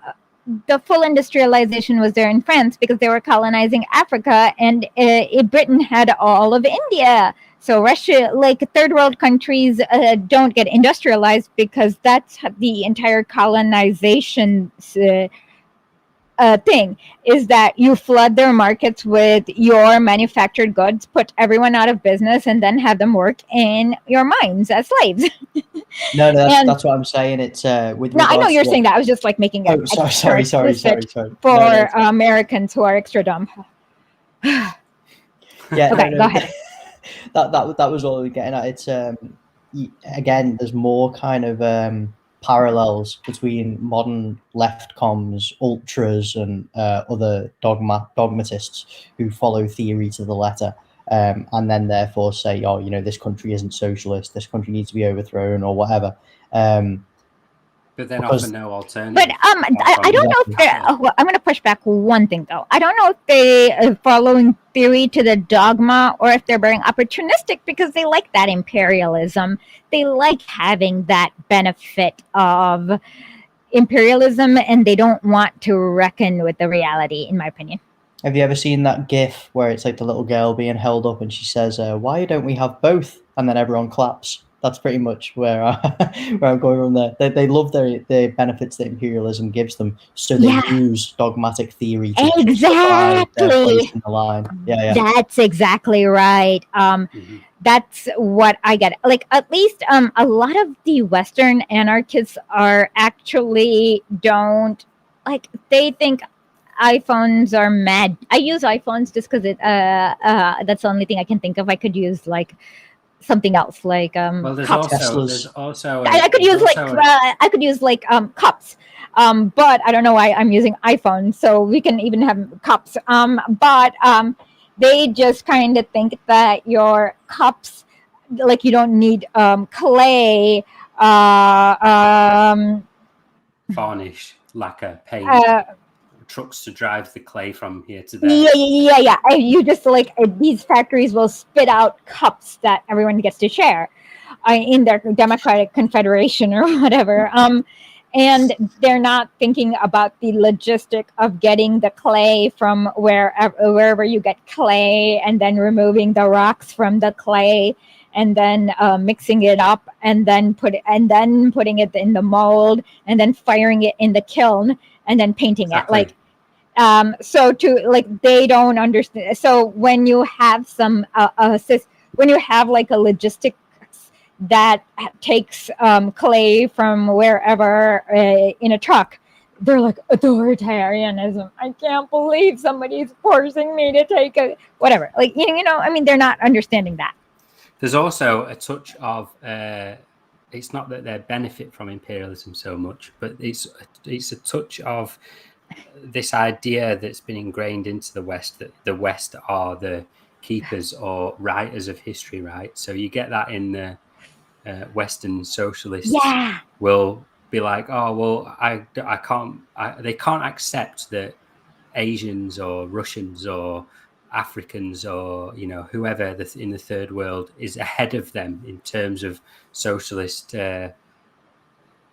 what's the word, development, just socialist development. Yeah, exactly. So I think there's definitely a touch racism, of white supremacy in the fact that a lot of European and American socialist movements see themselves as the keepers of the theory, especially in like modern Trotskyist ones.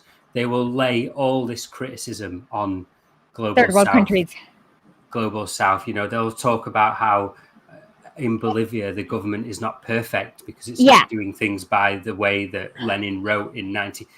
So they'll and if we were in power, we would just be doing things the way that Lenin wrote in 19.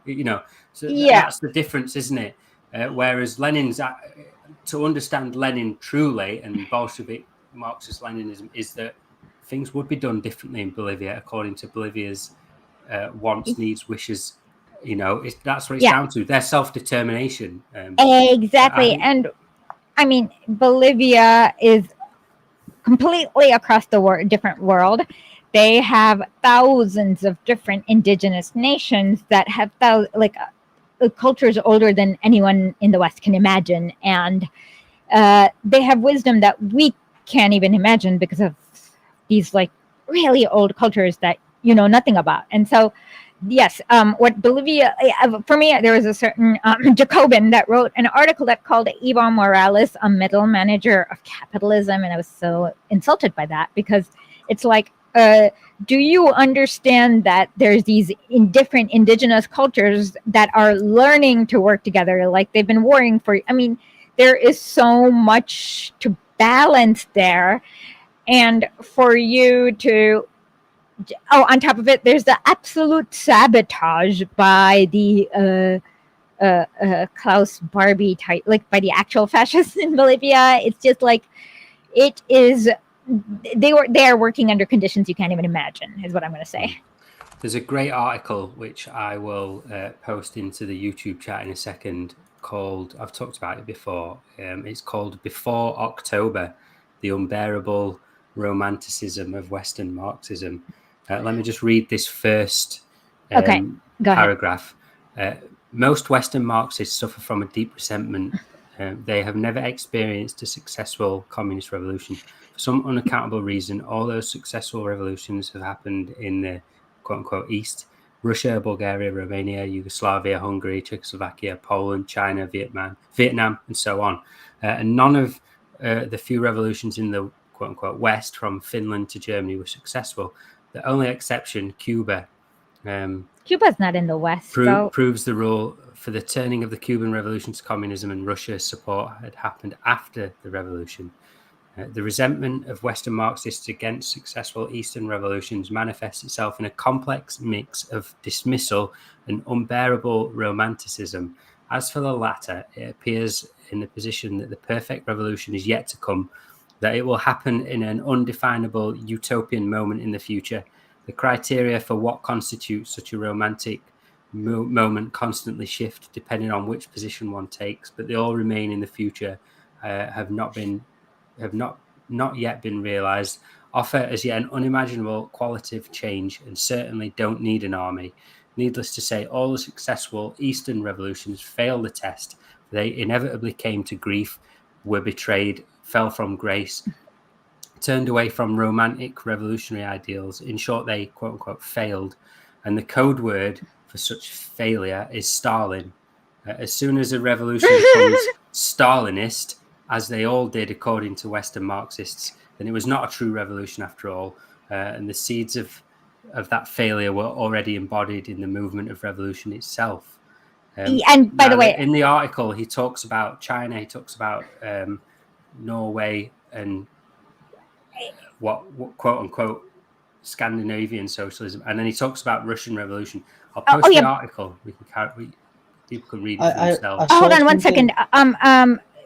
In regards to the word Stalin, it's just like, as I showed you guys earlier, it's pure unhinged racism. Trotsky's book accuses Stalin of being secretly Persian, secretly related to Genghis Khan, and therefore inherently violent. And Georgians are supposed to be really stupid inherently because they're in Asia. Like, it's half the time it's just unhinged racism that you should just kick out. It's interesting 1800s eugenics. I saw a thing today, I believe it was. I think it was on Twitter, which said that it's an interesting phenomenon that even with all of these people who, stand against authoritarian, evil communist regimes, racism. Yeah, of course. And they say they were saying a lot of these people will still defend Cuba, right? And it's interesting because Cuba is seen by them as this kind of like almost correct. I'm not talking about gusanos or anarchists. I don't think in America this must be an English phenomenon. I think this is an England phenomenon, but you're right. I think it's a Western Europe more so, just generally. Yeah, it never. And they don't defend. They're like authoritarian here about Cuba too. But with regards to like Western Europe, obviously the social democracies in the Scandinavian countries are kind of upheld as correct socialism and the kind of places to adhere to.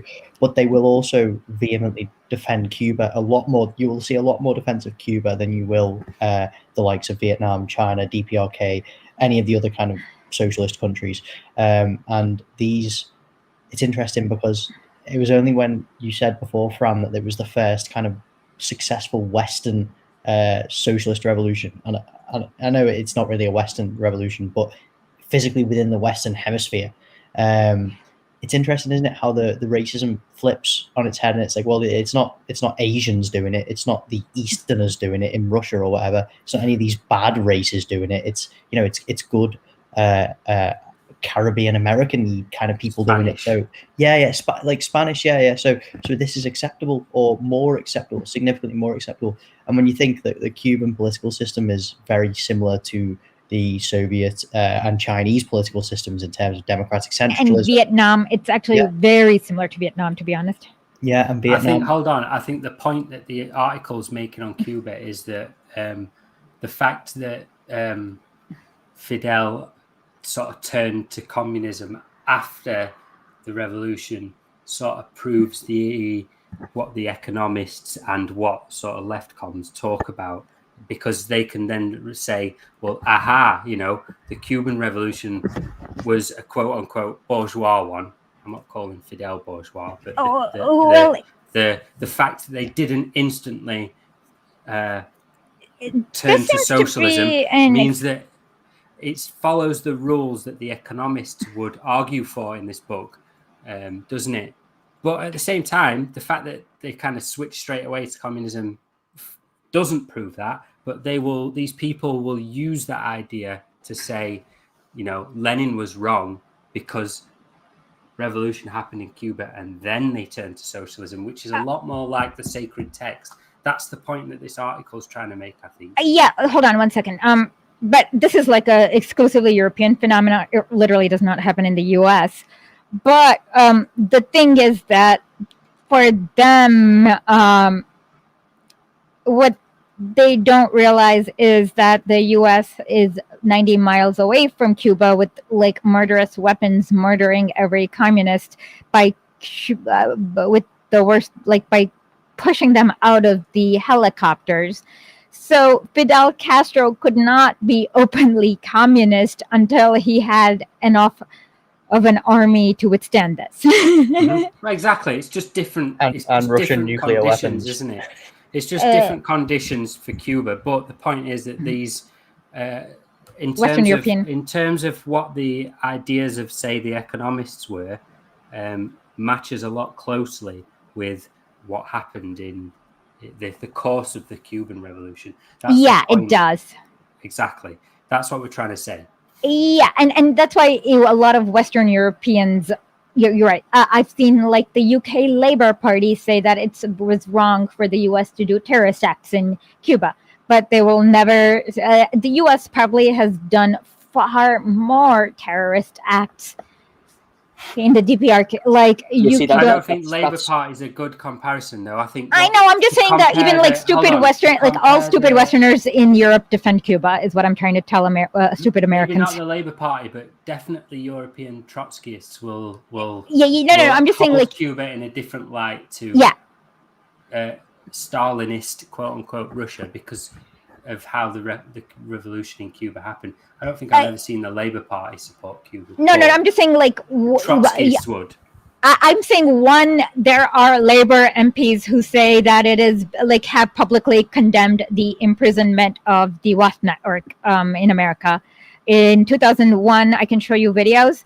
That will never happen to the DPRK is all I'm saying. It's the same. You still get that today, though, don't you? With regards to they'll come out and call out, the occupation of Guantanamo Bay, and I'm talking about like Western European, British kind of left trots and ultras and stuff like this. They'll say, Cuba needs to be freed, end the embargo, and all this, and then in the same breath they'll say, also, we need to liberate Xinjiang from the evil Chinese overlord. And it's like this mad double speak that they don't even realize that they're saying. Like they're criticizing two regimes.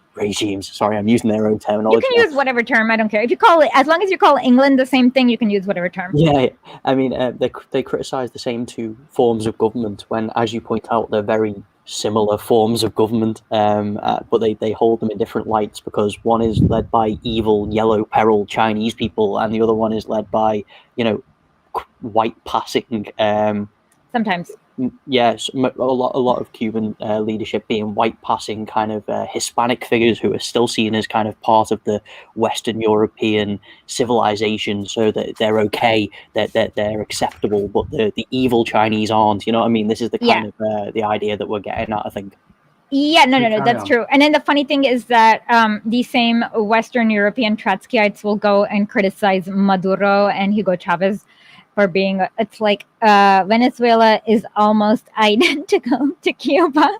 But the good thing about them is they are led by indigenous people, which gives them the right to be racist. You know, like it's the same as the Asians. They're not led by Hispanic people who are the good ones. You know what I mean? This is the kind of mindset yeah. And no, I know that. Like I'm just saying that unconsciously employing. They don't even realize that they're employing it. They're just following the party line, but they get a bit of leeway with Cuba because it's so close to America. They can defend it as well. I don't know. I think there's a lot of factors that go into play here with this, but it's all bullshit. Oh no, I agree. It's but what I'm saying is that with American anarchists, like they're extra brainwashed. So on top of this, they'll think that Cuba is authoritarian because of what some random Gusano said. They'll yell at Venezuela, and didn't one turn up at the anti-Cuba demonstration in Miami the other day and was like wondering why they were surrounded by Trump supporters or something? Nazis, yes. You've gone to there was Miami, a woman and she was like, oh my God, I'm hearing that there's people all wearing MAGA hats, and we're like, that should tell you something. Yes. But for them, like she got ratioed into oblivion though, which was good. Like I've never seen a ratio so nuclear as what she received, which was like it was the most justified ratio I've seen on Twitter. Yeah, another thing that Americans do is they don't understand that you can have oppression even when people, like, you don't have the same racial makeups. Like, so they'll not understand that if you are in the Ottoman Empire, or if the Ottoman Empire is stopping you from trading slaves in Africa, you're going to get slaves from Asia and you're still going to have slavery. Like, so they don't understand that the same structures get recreated even if it looks a little different. So a lot of Westerners are like, all Europeans are the same race. And I'm like, but they're fighting world wars against each other and committing genocide against each other. So they don't think of themselves as this. Like, so oppression happens. And so you get a lot of assumptions. Like Westerners will not be able to understand what it is for a Serbian to have NATO Germans invading their country, what it is, like, and how scary it is. Like, Americans at least won't ever get it because they don't understand these things. Let's carry on. I want to do a check-in with all of you guys. Okay, so we still have probably about 13-14 minutes left of audio.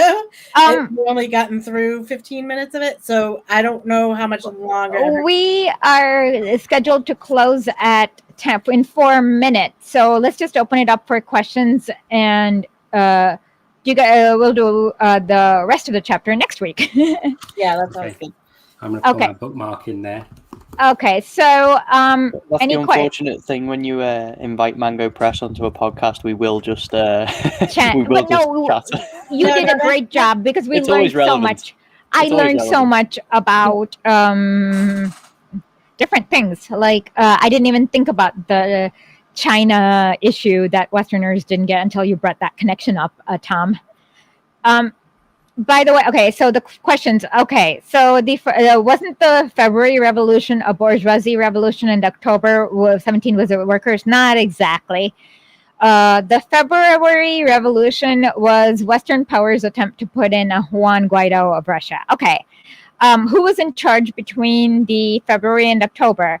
Well, they went through lots of prime ministers, like they changed prime ministers like they changed dirty underwears, but around July it was Kerensky, who was a total asswipe. How much porcelain is even left in the world? Fran, Tom? Oh, that's a big question. I don't know. I wouldn't even know where to begin with that. But obviously, every one of our resources is finite, which is why capitalism is a doomed system. And Westerners generally, mostly Americans, because they've never really had to deal with resource scarcity, with the exception of kind of like the Great Depression, can't even comprehend the idea of resource scarcity. And I think the fact that when American imperialism comes to an end, as it will, we're watching it kind of happen in real time now, which is a good thing. When it does finally come to an end, I think Westerners will be shocked by how different their access to various different resources are. They will not have immediately after the revolution, but until they managed to kind of build up their own productive forces and re-establish kind of industrial infrastructure to construct these kind of things, factories and stuff like that, which have obviously all been sold to the East by comprador capitalists in America. Until that kind of industrial base comes back, it will see a temporary decrease in standard of living, I'd say, for the average American, because they rely so heavily middle upon class, average middle class. Wait, American. wait, Vast average improvement for working class. confused. Okay, Tom, what did Tom say? And Fran, can you explain your correction? I just got a little confused. Okay, he said that life would go, the standard of life would go down for the average Westerner, right? No, it won't. It won't. It wouldn't. It would go down for the average Western capitalist / middle class person. They would be the people who took the hit. Working class people's wages would go up. We would end up with libraries reopening again. Yes. It would. No, of course. It would be so quick to negotiate these deals with. All I mean when I say the decrease in standard of living is it would be a temporary thing, because obviously all of America's industry is gone at the minute, and a socialist government in America would kind of have the immediate objective of rebuilding that infrastructure, which would take a small amount of time. And until that infrastructure was rebuilt, you would see a decrease in the availability of some items, because so much of what is obtained in Western Europe and in America, such as, all the tropical fruits that are kind of exported from Africa, for example, just a basic example, this would not be available anymore, because that is a direct result of economic imperialism and Western hegemony. And these things, obviously, there would different things would come into effect, which would increase the standard of living. That's only if you can afford it in the first place. That's only if the country, for example, say for example, they can't get hold of ramen noodles, right? That would only be if the company in China refused to continue doing deals with Americans, right? Which because they would I don't mean so much the free trade kind of things that you have with China to this day. I mean more so the kind of, like, if you look at Africa, I saw a story recently whereby Africans will spend all day kind of harvesting mangoes. Mango is kind of relevant to this, so that's why I'm using it as an example. And then that mango will be transported across the world. It will arrive in a British supermarket, and you'll be able to buy it for £1. Right now, you can't grow mangoes in Britain. That is just not. We are not in the correct, subtropical area. Exactly, yeah, to be able to grow it. So until we, as a post-revolutionary British society, were able to kind of establish friendly and equitable trade relations with these African countries that did not rely on Western imperialism, Western hegemony, there would be a temporary, and I mean temporary, it would only be in terms of dialectics, a couple of decades maybe, of a temporary decrease not even that, but you can't even predict how long it would be. But what I'm saying is, these things that we are so used to being able to obtain, and it is mostly the middle classes that can even afford these things anyway, so it would only be the middle classes, which don't even really exist, but the upper strata of the working class, that would lose access to these items that are specifically a direct result of Western imperialism, is what I'm getting at. I'm not saying that their standard of living will decrease, because I agree, but all of the factors of they would lose control of them rather than I'm sure access to them. You can learn how to grow your own different fruit. Maybe you won't get mangoes, but you can still have enough fruit for your diet. Well, if I was a country that was on the end of a pretty shit deal in terms of like an economic deal with a Western country, and then say that country had a leftist government who wanted to make a fairer deal with me, I would jump at the chance, wouldn't you? Because this is the thing, isn't it? This is how China and Russia are winning in the world today, because they offer mutual deals. We're not going to tell you how to we're not going to influence your politics, but if we can do mutual business together, we're less likely to have a war, right? Yeah, it's that idea. So I think I think you're right in saying that access to these goods would fundamentally change. But I don't. The way you're saying it, hold on, sounds like it's going to be something bad for the working class, whereas it's not the opposite. The working class has all to benefit from overthrowing capitalism. It's the capitalists who take that hit. Go on. The working class will benefit too, because so much of our stuff right now is done in such a weird way. I mean, we send meat, we send like chicken out to China to get chopped up and sent back to us. Why? Mhm. Capitalism.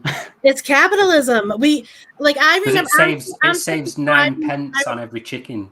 I remember in the 70s, when I was a little kid, we didn't have access to everything because that was prior to the privatization, the stuff that they did with the trucking under Jimmy Carter, and then all of a sudden we started getting more and more fruits. But then you think of it like California grows the avocados, but a lot of the avocados that we get are actually from Latin America. Weird. We're buying, but and then how much corn we throw away, how much, we have so much farmland, and the way that they subsidize it and the way that they do it, they don't, the working class will benefit because there's all those jobs there that will actually, feed Americans and do all that. And yeah, exactly. Go ahead, Tom. Sorry, what I want, I think when I said the standard of living will temporarily worsen, what I meant to say was it will fundamentally change, because the way you've just put it there, Soviet summer, is much better than I worded it, insofar as, yes, there will be different access to different things. For example, maybe the iPhone, for example, is not going to be a sustainable resource anymore because it relies on the constant exploitation of lithium all around the world. It relies on economic imperialism and Western hegemony. Now, that doesn't necessarily mean that everybody's life is going to be worse, because has everybody's life been improved by their access to smartphones? I mean, it's been made more convenient, but all of these things are not necessary. And obviously, smartphones have the kind of built-in, planned obsolescence under capitalism, whereby planned obsolescence, whereby an iPhone, for example, will be programmed to have a 10-year lifespan, and it will die specifically after 10 years, which encourages you to buy a new iPhone to keep the flow of capital going. And as Fran pointed out earlier, there are fridges and washing machines from the DDR which still work to this day, the German Democratic Republic, because they were built to last. So whereas we may not have these flashy tools the capitalists have given us, straight away, we will have our own working class alternatives, which in the long run will be much better and will have a much greater impact on our lives, without the need of constant pillaging of the third world and its resources to kind of fund this endless machine of waste that we do have currently. This is the system, because we've gotten so used to waste, right, in the West. It's going to take a little while for people to not get used to waste again, if that makes sense. That's more where I'm coming from, because everything is so throwaway in the West, as per design, that it's one of the fundamental tenets of capitalism that makes everything disposable, and therefore including you, but it maintains demand for kind of every kind of every kind of product, every kind of consumer good, right? Because obviously if it's constantly breaking, you need new ones, and thereby the demand is constant. That is kind of a tenet of capitalism, created in the 1920s by British capitalists when they made the light bulb. It was a great video by Hugh Gopnik where he talks about the lifespan of a light bulb and how all the light bulb companies came together and purposefully made their light bulbs last 6 years less time so that they could sell more light bulbs, right? So yeah. Sorry, go on. Oh, I was just saying that in WikiLeaks, the light bulb thing is really funny because the State Department was crying that Cuba was giving free, long-lasting, super energy efficient light bulbs to the Caribbean.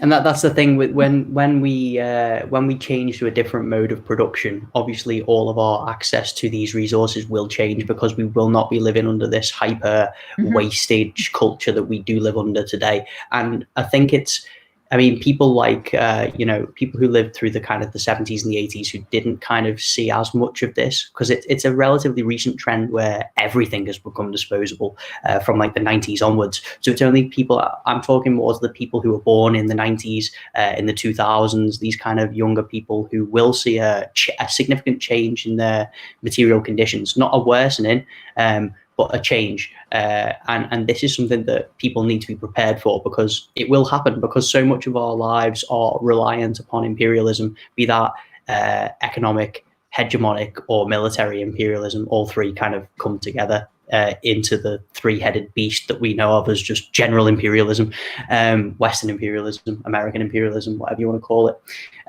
When this beast is dealt with, which we need to do if we have any chance of defeating climate change, all of these things we will all need to reevaluate our lives. Maybe there isn't so much wasted land, like American suburbs, for example, where there's just like miles of gardens and it's just a big waste of space, right? Lawns, I think you guys call them, sorry, lawns in front of the houses. Whereas when you look at Soviet housing, it's all blocks of flats because it's so much more efficient, right? Same with Chinese housing. They call them Stalinkas and I forgot, Brezhnevka or whatever. But yeah, they have just as more land than you. China has about as much land as the continental U.S., but it's not spread out in the same crazy way. Exactly, and thereby they can have so many more fantastically maintained public parks where everyone can go and kind of have a nice time in the public parks, because they don't need their own private lawn or whatever. So much it's not so much of it's all these little things that will change with Westerners' lives. That won't lead to a worsening in their material conditions, but it will lead to a change. That's what I'm getting at. I think that's what I'm getting at mostly. And I'd rather have a community garden instead of a lawn with grass that is just ugly, as opposed, or you could like grow your own tomatoes and apples, right? Mm-hmm. Anyways, so we will be back next week for Soviet Summers. Are you guys, you're doing Friday pod? For us? Yeah. Press. Yeah, we have a podcast on Friday this week. It's our podcast. Thursday, I think, aren't we doing it this week? No, it's Friday, isn't it? Or did you want Thursday? I think we're doing it Thursday this week. All right, okay. I think we're doing it Thursday then. Okay, they're having a Thursday pod, and we're going to be back on Sunday with... No, not Sunday. I'm so sorry. Saturday at 10 p.m. for Late Nights with Lenin. And I hope you enjoyed my recent article about Iraq and what war is. And with that, please subscribe to historically.substack.com. And I don't know what else to say. Somebody said that it's illegal to grow in many homeowners association in American suburbs. It's illegal to have gardens in your front yards. Wow, that sucks. I just wanted to say it's someone mentioned it, farming and agriculture a second ago. It's the capitalists already have centrally planned farming. They already apply. Yeah, but Monsanto gets all the profits. Exactly. Instead of us, the workers and people. Anyway, thanks for having us on the show, Ash. Thank you for coming. You're on our show week after next. Yep, and see you guys. Hopefully, we'll discuss this off there, so to see when we can have you guys back. No worries. See you